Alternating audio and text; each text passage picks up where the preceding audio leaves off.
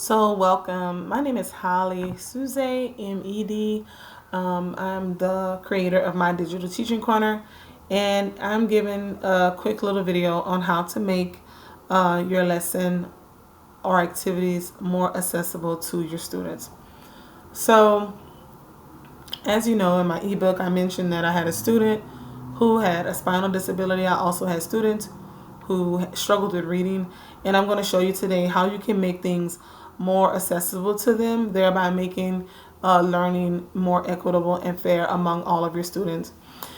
And so, um, the first thing you want to do is save whatever documents you're wanting to share with your students as PDFs in on your computer or in your Google Drive, and then make sure you make sure you get the Cami extension right here. I have it here, but you can go to your extensions and type in Cami and then add it on as an extension.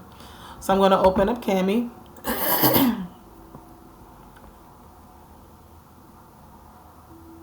Great.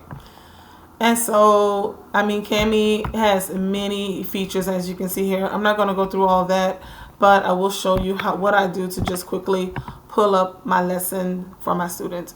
So I go to split and merge. And what split and merge allows me to do is to just add on whatever I want in my lesson, as well as delete whatever I need to delete. And so you can add files from your computer, add files from your Google Drive, OneDrive, or even from the Cami library. The Cami library has already pre-made things like graphic organizers and things like that already in the system that you can use as well. I'm not using that today, so I have something that I already found that I want to use. And of course, this is all just hypothetical, right? So I'm going to click on that, and it's going to add it. Now, I'm just pretending here that we've gone over cause and effect, and now, which is one of our text structures, and now we're completing activity. So the document I pulled up is 8 pages long, but of course, I'm not going to use all 8 pages. So you see here, it popped up. Now, if you want to add more things here, you can do that prior, and then click on next. And so I'm not going to use all of these 8 pages because I just don't want to overload my kids. I mean, it's up to you what you want to do.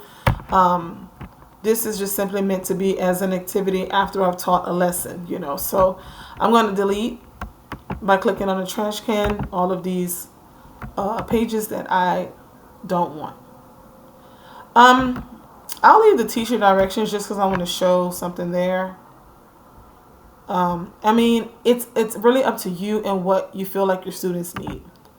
So, and this last page I don't want. So I'm going to keep these 2 pages, and I'm going to click export all oil. Also, if you want to add more things here before you export them into your document, you can also do it here as well. So I'm going to export all, and I want to open in Cami. I don't want to download these files because I've already downloaded them and saved them on my computer. I want to open them in Cami so that it's accessible to my students. So we click continue, and then it's going to say all done, rock on, something like that. And then you click open in Cami, and your documents will open in Cami.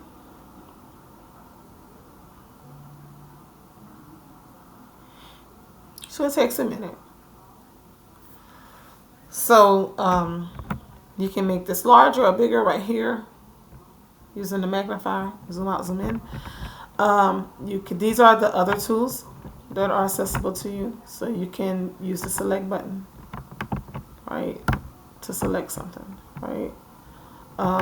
Understand. Is there something else you want to understand? Is the dictionary, summarize, re-level? Okay. The read aloud button. Teacher directions. Print on cardstock, or print and laminate, and cut out the cause and effect cards and. So I'm pausing it because I just want to show you, okay, that's that read aloud feature I was talking about for your kiddos that struggle with reading. They can hear the text as well. It's making things fair because you have students who can read and understand this. There are students who can't read this, at all. And so you're leveling the playing field here. Now, the students who cannot read may still need help with comprehending, right? So you may still need to go in and explain some things that they may not understand as well. Okay, so then we have a markup where you can, pick a color, you can highlight things. See, there's comment tool, text box tool. You want to add your thoughts, what you're thinking, right? Equate. These are math tools. I mean, if you teach math, that's great. You can use those.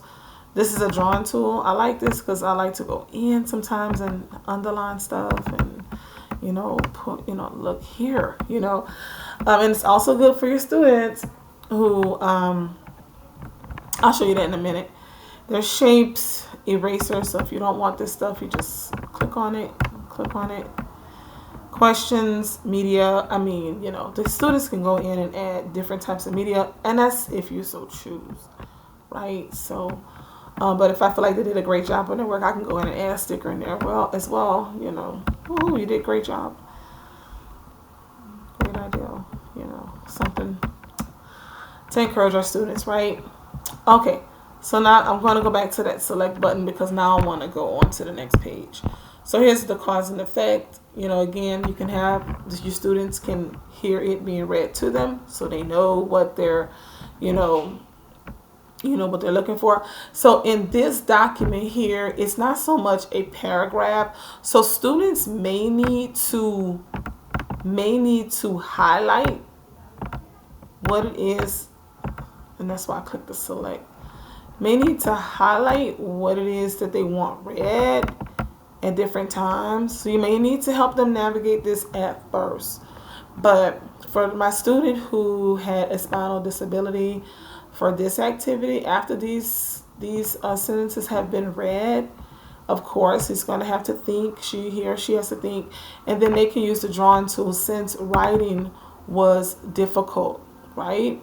So this student can match. It says it was snowing outside. So I'm looking for the effect of that.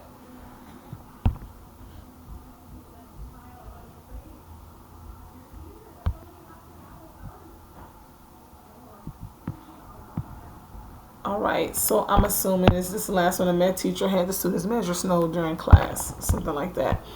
Tony forgot to do his math homework. His teacher made him do it at recess. So you see, I was able to match it, and your student will be able to do that too. They can do that with their fingers. So what I noticed about the student with the spinal difficulty, he used his Chromebook touchscreen capability, and so he was able to use his fingers to slide up, slide down. So I said, oh cool, he can use these writing tools here to help him finish this activity. I studied for the test.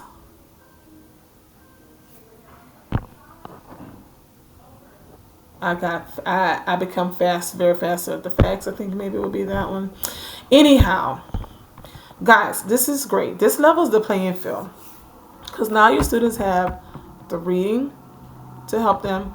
They have these tools to help them. For your students who are not writing, who need help with writing, this is a quick way for them to complete something that everyone else is doing, but then yet they're also doing it too. And so, my students don't always finish at the same time, of course, because some of them have to want to think more or be careful or of what they're doing. It just depends, but it brings everyone up to the same playing field. So, and then this is accessible.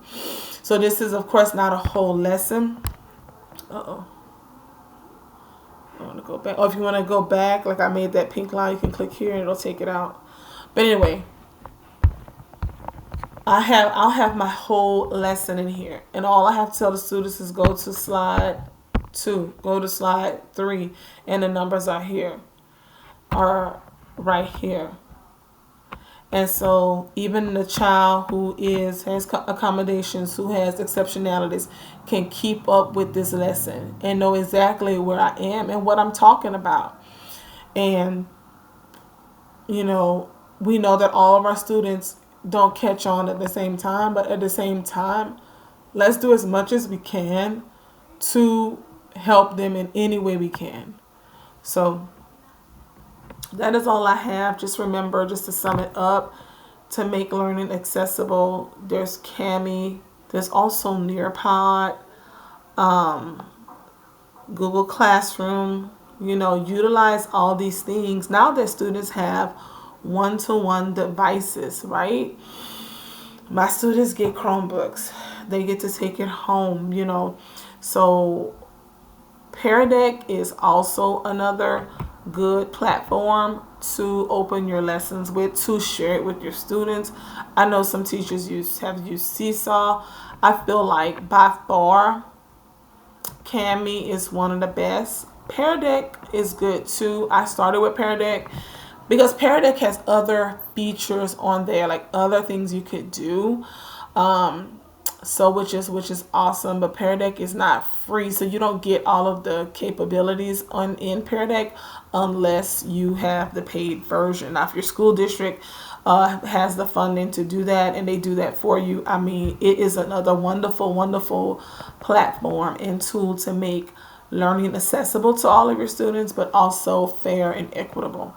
So that's all I have. Wanted to show you, and just remember, you need your Kami extension. You need to You need to save your documents or anything you're using as a PDF on your computer or your drive, and then open Kami and go to Split. I believe it was Split and Merge. And from there, you upload what you want, take out what you don't want, and then upload it into Kami here, into Kami. And then once I upload into Kami and I see that, okay, everything is great, I'll change the name here of the whole lesson, Unit 5, Lesson 3, and whatever the skill is. So when I go, and this will save, I can also save it. Let's see, view, file.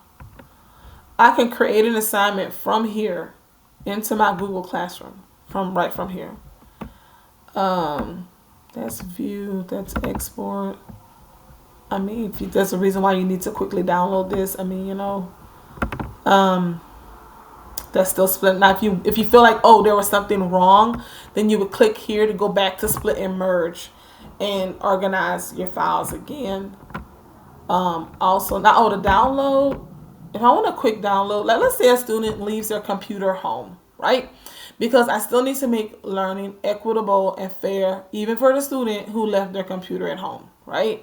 So I'll quickly download it here. It's going to download as a PDF, and I'll print out the whole lesson, or at least the pages I know the student will really need, right? So sometimes my lessons, it depends. My lessons are 20-something pages, but I'm not spending a whole lot of time on all those pages. Some things I'm skipping, so it just depends. Like I said, I try to go above and beyond, but then shrink back and only use what I feel like is profitable for my students, better for my students. So you can do that too as well. So it's good to have a hard copy too, just in case, sometimes technology fails. To be able to download something quickly, say, okay, our internet or our Wi-Fi is not working, right? All right, I have the hard copy. I can quickly, hey, let me go run these copies for my students. And then my students have a hard copy of the lesson. And so, it's a win-win, guys. So, yeah. So if you have other tips, right, on how to make lessons or learning accessible to your students, or you've done something that made learning fair and equitable for everyone, drop it in the comments. Let me know. I'm willing to learn. I mean, I don't know everything, but I'm a lifelong learner as well. So thanks for watching. Have a great day.